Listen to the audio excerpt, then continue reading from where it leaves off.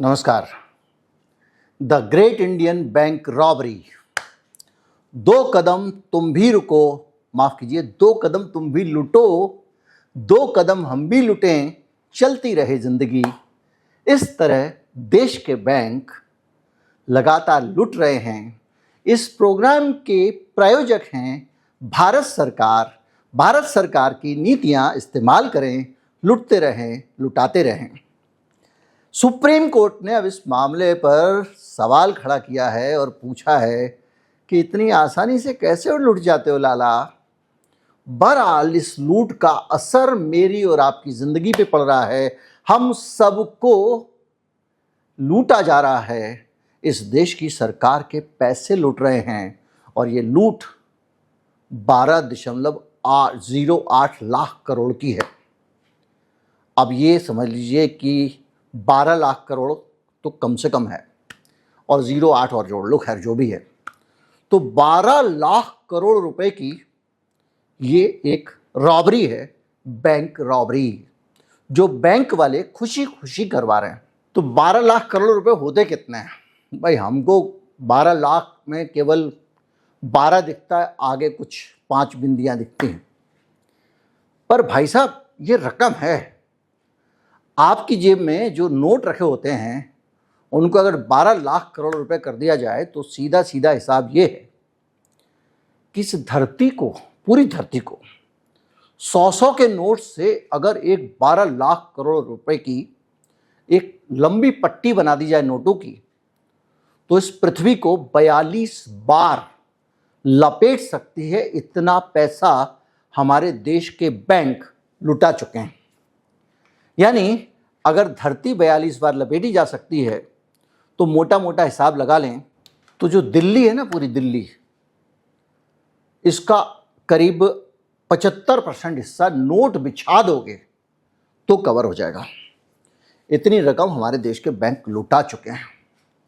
कैसे लुटाया? कोई bank manager 10 रुपए लुटाएगा तो उसकी नौकरी चली जाएगी, लेकिन इसका मतलब उसने कोई ऐसा तरीका अपनाया होगा जो तरीका कानूनी है, कानून के मुताबिक है। तो आज हम समझेंगे कि वो कौन सी कानूनी व्यवस्था मेरे देश की सरकार ने बना दी है जिससे ये लूट का खेल चल रहा है। मैं हूं गिरिजेश वशिष्ठ, आप देख रहे हैं नॉकिंग न्यूज का यूट्यूब चैनल।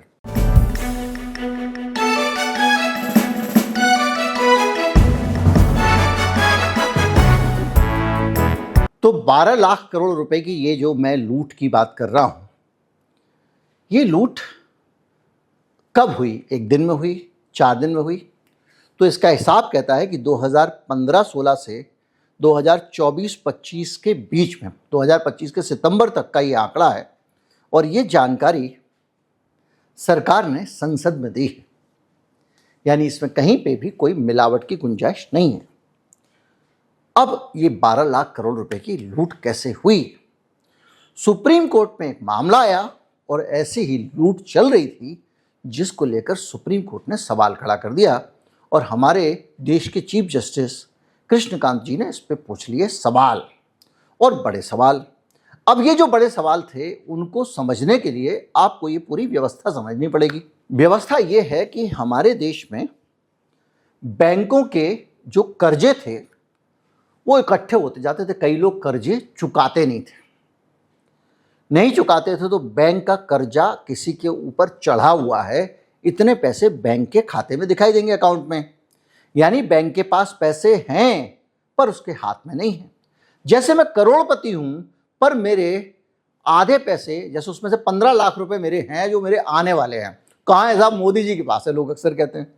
तो 15 लाख रुपए मेरी संपत्ति तो है पर मोदी जी के पास है। अब वो 15 लाख मेरे किसी काम के नहीं है, पर मैं अगर चाहूं कि उन 15 लाख से पिंड छुड़ा लूं, चलो भाई माफ कर दिया मैंने 15 लाख, तो मेरी संपत्ति इतनी हो गई। तो ऐसे ही जो पैसा बैंक का है और जो लोगों ने कर्जा लेके दबा लिया है, अब वो पैसा वापस आना नहीं है। अब वो बैंकों को लगता है आना नहीं है, तो वो बैंक के पास जो पैसा है वो एनपीए हो गया। अब ये एनपीए इकट्ठा होता जाता है बैंक के खातों में। तो पता चला एक बैंक का कुल 30% पैसा ऐसा है जो उसके पास है भी और नहीं भी है। क्योंकि वो किसी ने कर्जा लिया हुआ है, लौटा नहीं रहा है। एनपीए कैसे हुआ? एनपीए का मतलब होता है कि उसने कोई असेट आपके पास रखा, बैंक के पास रखा। जैसे आप अपना लोटा लेके गए, आपने बैंक के पास गिरवी रख दिया, तो वो जो लोटा है वो असेट है बैंक के पास में। बैंक आपको कुछ असेट लेके लोन देता है। जैसे किंगफिशर वाले विजय माल्या का किंगफिशर ब्रांड गिरवी रख के लोन दे दिया था, तो बैंक कॉर्पोरेट वालों को तो ऐसे लोन देता है और आपसे कहता है जमीन गिरवी रखो, कागजात लाओ, वगैरह वगैरह। खैर, तो जो गिरवी रखा हुआ है लोटा उनके पास में, वो है असेट। तो जब तक उस लोटे के रखे रहने से किस्तें आ रही हैं, पैसा आ रहा है, तो ये परफॉर्म कर रहा है, तो ये हो गया परफॉर्मिंग असेट। जिस दिन लोटा मेरे पास रखा हुआ और उससे कमाई नहीं आई, तो ये हो गया नॉन परफॉर्मिंग असेट। अब मेरे पास जो पैसा लोगों के पास जमा है, मेरा पैसा मैंने लोगों को कर्जे पे दिया हुआ है, वो पैसा जो बड़े बड़े उद्योगपति लोन ले रहे हैं, किसी ने 10,000 करोड़ रुपया लिया, किसी ने 20,000 करोड़ रुपया लिया, अब वो भाई साहब लेके रुपया बैठ गया दबा के। फिर क्या हुआ? फिर बैंक उसको बोल रहा है कि भाई आप जो है पैसे दो। वो कह रहा है मेरे पास तो नहीं है। क्यों नहीं है? घाटा हो गया। अब बैंक कह रहा घाटा कैसे हो गया? तो कह रहा देख लो मेरे किताब खाते। अब घाटा ऐसे हुआ कि उसने एक कंपनी से बाहर की जो बहुत सारी कंपनियां हैं टैक्स हेवन, उसे एक बिल ले लिया। क्या ले लिया? कि मैंने वहां पे तेरे को बाल्टी सप्लाई की और बाल्टी खरीदी मैंने 10 लाख करोड़ की, या मान लीजिए मैंने 10,000 लोन लिया और मेरी कंपनी 1 लाख करोड़ की है। मैंने कहा जी मैंने इतने की बाल्टी खरीदी, उतने का वो खरीदा, अर्जी फर्जी बिल लगा दिए अपने खाते में। बिल मेरे अकाउंटेंट को पास करना है और वो पैसा चला गया उस कंपनी के नाम पे, एक चेक कट गया। वो कंपनी जो वहां बनी हुई है, वो कंपनी किसी दूसरी कंपनी को पैसा दे देगी, किसी बहाने से तीसरी को दे देगी और लौट के मेरी दूसरी कंपनी में आ जाएगा, मेरी पर्सनल कंपनी में आ जाएगा, जैसा अनिल अंबानी के ऊपर आरोप लगा था। तो इस तरह से पैसे को घुमा घुमा के कंपनी खाली कर दी गई। अब कंपनी जब खाली हो गई भाई साहब, तो वो कह रहे हैं मेरी कंपनी में पैसे ही नहीं है, घाटा हो गया, क्या करें बताओ। अब बैंक को क्या करना चाहिए? बैंक को पीछे पड़ना चाहिए, बैंक को लीगल लड़ाई लड़नी चाहिए, बैंक को इसके खातों की जांच करनी चाहिए। तो पहले बैंक ये सब काम करती थी और पैसा वसूलने के लिए पूरी ताकत लगा देती थी, जैसा कि उस किसान के खिलाफ लगाती है जो बेचारा आत्महत्या कर लेता है लोन न चुकाने के कारण। जैसा कि आपकी मोटरसाइकिल उठा के ले जाती है, आपकी कार उठा के ले जाती है, आपकी स्कूटर उठा के ले जाती है, वैसा काम बैंक पहले बड़े बड़े उद्योगपतियों के खिलाफ किया करती थी, जांच करती थी और उद्योगपतियों को दिवालिया घोषित कर दिया जाता था। तो जीवन में, देश में उनको बहुत सारी चीज़ें नहीं मिल पाती थी, कारोबार। फिर हमारी सरकार आई, एक कृपालु सरकार, उद्योगपतियों पे तो बड़ी कृपा है। उसने एक सिस्टम बनाया। उसने कहा देखो भाई बैंक, तुम बहुत परेशान रहते हो, तुम्हारे पैसे होते हैं तुम्हारे पास नहीं होते हैं, तुम्हारी बैलेंस शीट में दिख रहे होते हैं, उस पैसे को तुम लोन पे नहीं दे पाते हो, पैसा कुछ कमा नहीं रहा होता है, तो तुम एक काम करो ना, इस लोन को बेच दिया करो। बोले कौन खरीदेगा? बोले हम कुछ कंपनियां बना देते हैं जो कहलाएंगी असेट रिकंस्ट्रक्शन कंपनी। ये कंपनियां क्या करेंगी? कई सारी हैं अलग अलग नाम से, पोटेंशियल वगैरह वगैरह। तो ये कंपनी जो असेट रिस्ट्रक्चरिंग कंपनियां हैं, ये कंपनियां तुमसे लोन खरीद लेंगी। तो वो कंपनी लोन क्यों खरीदेगी? तो बोले आपस में तय कर लेना। बैंकों ने कहा ये सही है, मैं अपने ये राइट ऑफ कर दूंगा और मेरी जान छूटेगी। अब ये जो कंपनी है जिसने मेरे लोन खरीदे हैं, ये वसूलती रहेगी। तो वो जो लोटा मेरे पास गिरवी रखा था, वो लोटा उठा के मैं उस कंपनी को बेच दिया। अब कंपनी कह रही है भाई तूने 10 लाख का लोटा गिरवी रखा था, इस लोटे की कीमत तो केवल 1,500 रुपये है। नहीं यार ऐसा मत कर, 2,000 ले ले, 15। पता चला 10 लाख के लोटे पे 15,000 में डील हो गई या 10,000 में डील हो गई। उस असेट रिस्ट्रक्चरिंग कंपनी को आपने 10 लाख का लोन 10,000 में, 8,000 में, 15,000 में बेच दिया। अब उसने वो लोन ले लिया। अब लोन लेने के बाद जो बोरोवर है, जिस आदमी ने लोन लिया था, उसके पास ये कंपनी जा रही है, कह रही भाई पैसा तो तेरे को वापस करना पड़ेगा, अब हमने लोन खरीदिया, अब हम तुझसे वसूलेंगे। बोले भाई ऐसा मत करो। वो कह रहा है कि नहीं, कम कह रहा है कि 10,000 का लोन, 10,000 करोड़ का लोन था, तेरा पैसा जो है वो अब हमने खरीद लिया। कह रहा है कुछ ले दे के ख़त्म कर लो। तो कह रहा है, ये कह रहा है कि जो 10,000 करोड़ का लोन था वो 1,500 में ले लिया था, या जो भी है, मतलब एक कोड़ियों के दाम इतने में ही खरीदते हैं। मैं अभी आपको एग्जाम्पल दूंगा, उससे पता चलेगा। तो जो सस्ते में एआरसी ले लेती है, यानी ऐसे समझ लीजिए 100 का माल एआरसी ने 10 रुपए में खरीद लिया, 7.5 रुपए में खरीद लिया या 15 रुपए में खरीद लिया, ऐसा नहीं होता 90% 80% में खरीद ले। उसके बाद उसने उस कंपनी से सेटलमेंट किया, तो उसको जो 100 रुपए चुकाने थे बैंक को, वो 100 रुपए बैंक को चुकाने के बजाय उसने इसको 20 रुपए दे दिया। अब असेट रिस्ट्रक्चरिंग कंपनी कह रही है ठीक है, मैंने 15 में खरीदा था, 20 में बिक गया, मुबारक हो मुबारक हो। उस बंदे ने बैंक को कितने रुपए का चूना लगा दिया? 100 में 80 रुपए का लगा दिया। वहां उसने 80 रुपए का चूना लगा दिया, 20 रुपए देके जान छूट गई। इस कंपनी ने बैंक को चूना लगा दिया, सब लीगल है, और इसने वहां से 100 रुपए का माल 15 में खरीद लिया और 15 का माल हमको 20 में बेच के इसने भी 5,000 कमा लिए। तो मरा कौन? बैंक। बैंक कैसे मरा? क्योंकि बैंक के पास में जो पैसे हैं, बैंक का ये घाटा कहां से भरपाई होगी? एक बड़ा सवाल। सरकार से होगी अगर वो नेशनलाइज बैंक है तो, या फिर मेरे और आपके लोगों को ज़्यादा पैसे देने पड़ेंगे। हम लोन लेंगे तो उसके ब्याज से वो वसूल करेगी, आपका एसएमएस आएगा उसके 35 पैसे काट लेगी, आप एटीएम को एक बात से ज़्यादा इस्तेमाल करोगे उसके पैसे ले लेगी। यानी उसको अपने बिजनेस से कहीं से भी ये पैसे रिकवर करने, घाटे में तो नहीं जाएगी ना बैंक। तो जो नुकसान वो यहाँ से उठा रही है वो अपने बिजनेस में कहीं से भी पूरा करेगी। तो आखिर में खरबूजा छुरी पे गिरे या छुरी खरबूजे पे? कौन मर रहा है? हम। कट रहा है कौन? हम। तो क्या हुआ कि सुप्रीम कोर्ट में जब ये मामला गया तो सुप्रीम कोर्ट ने इस मामले को पकड़ लिया। सुप्रीम कोर्ट ने कहा भाई साहब एक बात बताओ, आप ऐसे तुरंत बेच देते हो, आपने वसूलने की कोशिश की, वसूलने के लिए क्या किया? अब यहां पर मामला जो है फंस गया। अब इस पे जो है सुप्रीम कोर्ट ने एक मामले में एक बवाल खड़ा कर दिया है। हुआ क्या है कि बैंकों का एक कंसोर्टियम था, उसने किसी का लोन माफ किया होगा, उस पे एक आदमी याचिका करता चला गया कि इस पे RBI, SEBI, SFIO, ED, CBI के अधिकारी सबसे बात करो, उसकी जांच करो, और ये बैंकिंग फ्रॉड है। बंदे ने पैसे को घुमा के अपने ही पास ले लिया। अब आप सोचो ना, उसने 10,000 रुपए का जो 100 रुपए का लोन लिया था, 100 के उदाहरण सरल रहेगा, 100 रुपए का लोन लिया था और 100 रुपए उसने निकाले अपनी एक जेब से और घुमा के उसने एक भाई को दिए, भाई ने दूसरे को दिए, दूसरे ने तीसरे को दिए, और दूसरी जेब में पैसे आ गए इसके। अब ये घाटे में चल रहा है, ये कह रहा हम पैसे नहीं दे पाएंगे 100 रुपए में, तो मेरे पास तो 20 ही रुपए है, मेरे पास तो 15 ही रुपए है। बैंक कहता मर, हमने बेच दिया 15 रुपए में तेरा लोन, और वो लेकिन उसने 25 रुपए में मुझे बेच दिया। तो ये जो पैसा था ये मेरे पास ही था, ये कहीं नहीं गया था। मैंने फर्जी बिल बनवाए, फर्जी तरीके से इसको, तो ये जो मैं कर रहा हूं ये क्रिमिनल एक्ट है। ऐसा करना विलफुल डिफॉल्टर माना जाता है, यानी आप डिफॉल्टर नहीं हुए, जानबूझ के डिफॉल्टर हुए हो। डिफॉल्टर समझ में आता है कि भैया मान लो अब ईरान युद्ध हो गया, अपने कंपनी गोली पेट्रोलियम वाली, या कोविड आ गया, आपकी कंपनी घाटे में चली गई, अब आप रिकवर नहीं कर पा रहे हो, लेकिन ये है विलफुल डिफॉल्टर। तो बैंक क्या कर रहे हैं कि इस तरह के घोटाले करने वालों को भी, कौन चक्कर में पड़े यार, थोड़े सेट भी कर लेते होंगे अधिकारियों को, भेज दिया उसको एआरसी को।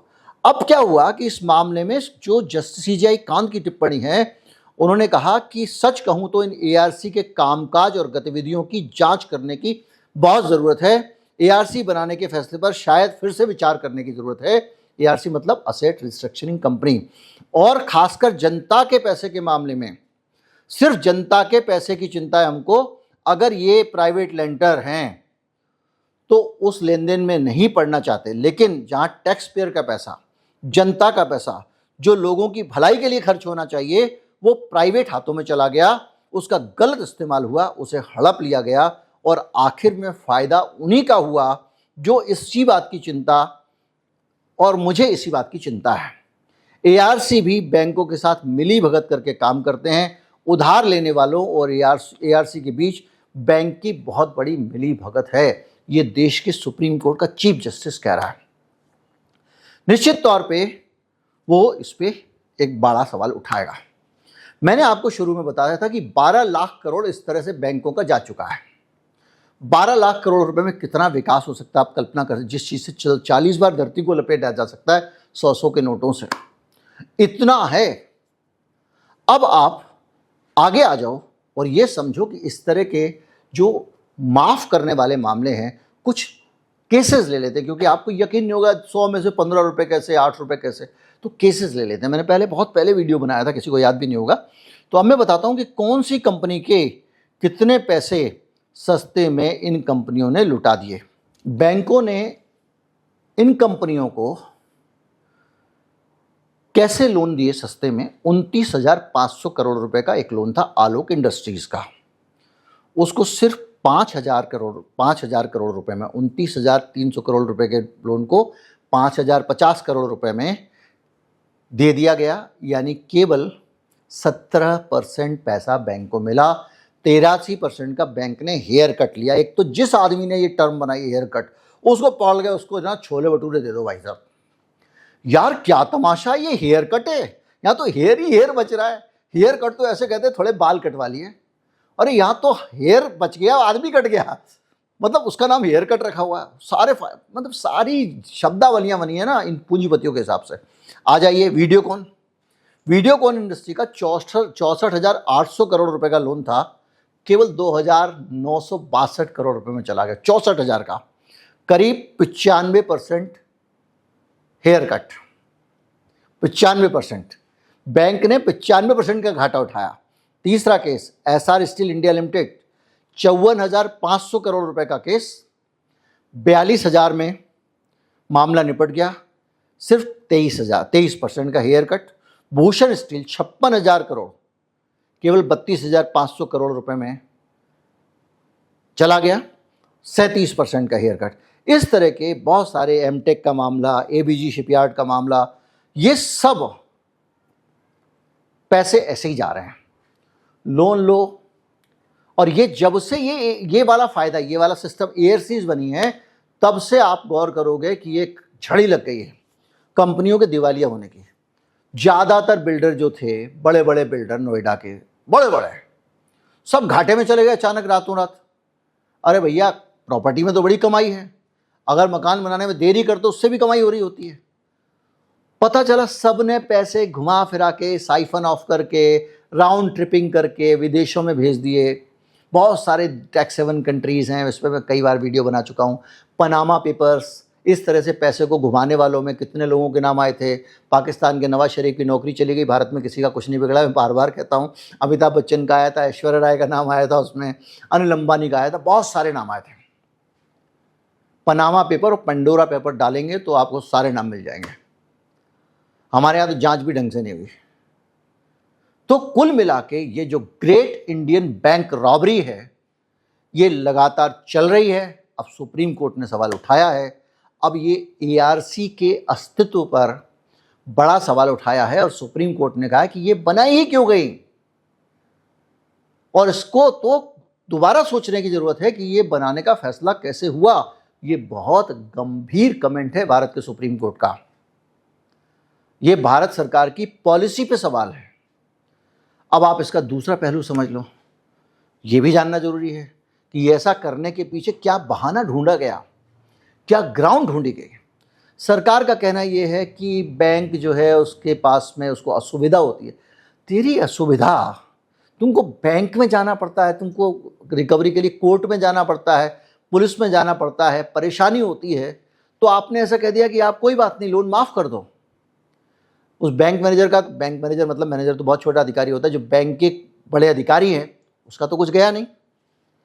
और कई केसेस में ये भी हो जाता होगा, क्योंकि ये जो केस था इसमें एक प्रूडेंशियल एआरसी है, वो कंपनी शामिल थी, अलग अलग कंपनियां। और बताऊं आपको एक खूबसूरत चीज़ जो शायद आपको नहीं पता हो, ये जो कंपनियां थी ये छोटी कंपनियां थी, लेकिन अगर बड़ा अंबानी अडानी टाइप का मामला हो जाए, मैं बार बार कहता हूं, जिस दिन अंबानी का कुछ हो गया, आज देश का क्या होगा। सारे बैंकों का बहुत पैसा उसके पास में है। तो सरकार ने इन बड़े, ये जो कंपनियां एआरसी उसको तो हैंडल कर नहीं पाएंगी, तो इन बड़े वालों को हैंडल करने के लिए भी सरकार ने सिस्टम कर रखा है। एक नई व्यवस्था बनाई है। किसने बनाई है? आरबीआई और बैंकों को मिला के एक कंपनी बनाई गई है, और वो कंपनी इन बड़े लोगों के लोन का हिसाब किताब करेगी। कैसे करेगी समझते हैं। 2021 के बजट में सरकार ने इस कंपनी को बनाने की घोषणा की। बजट में कंपनी बनाने की घोषणा करने का सरकार को एक लाभ होता है, एक उसकी मंशा होती है, एक उसका मोटिव होता है। मोटिव ये होता है, बजट होता है फाइनेंस बिल, और भारत के संविधान के अनुसार बजट को राज्यसभा में पास कराना जरूरी नहीं है। तो आपका राज्यसभा में बहुमत हो ना हो, सरकार बहुत सारी चीज़ों को जोड़ के फाइनेंस बिल से और लोकसभा में ही पास करा लेती है। तो 2021 के बजट में भारत में national asset reconstruction company limited NARCL बनाने की बात की गई। इसे सरल भाषा में बैड बैंक कहा जाता है, और ये मॉडल ऐसा है कि जो बड़े कर्ज हैं पब्लिक सेक्टर के बैंकों के, उनको संभालने के लिए अब हालत ये है कि ये जो बैंक हैं, ये जो RBI ने जो संस्था बनाई है, ये क्या करती है कि ये बैंकों से कर्ज खरीद लेती है, जैसे वो खरीदते थे। वो छोटी थी, ये बड़ी कंपनी है, और इसके साथ साथ इसी कंपनी के पास में एक और कंपनी है IDRCL। IDRCL इन कंपनियों के लिए लोन वसूलने का काम करती है और कोशिश करती है कि जितना पैसा निकल सकता है निकल सके। भारत सरकार ने इसका समर्थन किया है, और कुल मिला के भारत में जो बड़े वाले लेंडर हैं उनसे पैसा वसूलने के लिए ये बना दिया। अब ये असेट क्वालिटी रिव्यू वगैरह वगैरह बहुत सारी उलझ जाएंगे, इसलिए वो नहीं जानना चाहता हूँ। लेकिन कुल मिला के इस देश में जो बड़े लोग हैं, सैकड़ों हजारों करोड़ वाले हैं, लाखों करोड़ वाले हैं, वो अगर लोन ना चुका पाएं तो बैंक उनके लोन कैसे माफ़ करे, इसका एक पूरा सिस्टम बना हुआ है। और बैंक लोन माफ़ करे ना करे, क्योंकि ये इसको राइट ऑफ करना कह दिया, क्योंकि हमने पूरी तरह माफ़ नहीं किया ना, ये तो हमने दूसरी कंपनी को दे दिया। अब वो वसूल करेगी तो इसको हम माफ़ करना नहीं बोल सकते। हम कहेंगे कर्जा माफ़ कर दिया, तो उधर से व्हाट्सएप आएगा राइट ऑफ किया है, पता है तेरे को। लेकिन ना, राइट ऑफ करने का मतलब भी यही हुआ ना, 100 का माल 10 में 15 में, अब ये आपने एग्जाम्पल देखे 5% का हेयर कट लिया है, 5% में दिया 95% का हेयर कट, यानी 100 का माल 5 रुपये में बेच दिया किसी कंपनी को, ARC को। उस ARC ने वापस उसी कंपनी को जिस पे लोन था उसको 10 रुपये में बेच दिया, और इसको इधर 100 चुकाने पड़ते बैंक को, वहाँ 10 चुका के उसका राम नाम जपना, पराया माल अपना हो गया। कुल मिला के भाई साहब, इसको आप, इस लूट को मैं क्या नाम दूं, मुझे नहीं पता। अभी तो सोच रहा हूं कि वो थंबनेल में क्या लिखूंगा, पर जो भी है ये अपने आप में चिंता की बात है। वीडियो को ज़्यादा से ज़्यादा लोगों तक पहुंचाएं। जब आप इंश्योरेंस कराते हैं, जब आप कहीं इन्वेस्ट करते हैं, जब आप कहीं से फाइनेंस लेते हैं, आप अच्छी तरह समझ सकते हैं कि वो सब पैसा जो आप दे रहे हैं, उस पैसे पे जो आपको रिटर्न मिलना है वो आपको इसी के आधार पे मिलना है, क्योंकि LIC का पैसा भी इनडायरेक्ट तरीके से हो सकता है ऐसे डूब जाए क्योंकि उसने किसी बैंक में लगाया हो, बैंक घाटे में जाए, वो LIC से उसकी भरपाई करे। LIC क्या, जितने भी ग्राहक हैं सभी से भरपाई होती है, तो वहाँ पर भी असर पड़े। तो ये एक बड़ा अजीब तरह का सिस्टम है कि भारत में उद्योगपति वो बिजनेस करता है, रोजगार देता है, इस नाम पे फुल्ली लूट चल रही है। मैंने आपको बताया था कि एप्पल कंपनी जो भारत में बना रही है मोबाइल और कहा जा रहा है कि ये रोजगार दे रही है, उसका एक रोजगार देने के लिए सरकार उसको जितना इंसेंटिव दे रही है वो ऐसे 5 आदमी को वैसी तनख्वाह दे देगी जितना वो एक रोजगार के लिए दे रही है। खैर, बात निकलेगी दूर तक जाएगी और ज़्यादा चीज़ें खुलती चली जाएंगी। फिलहाल के लिए इतना ही। नमस्कार, जय हिंद।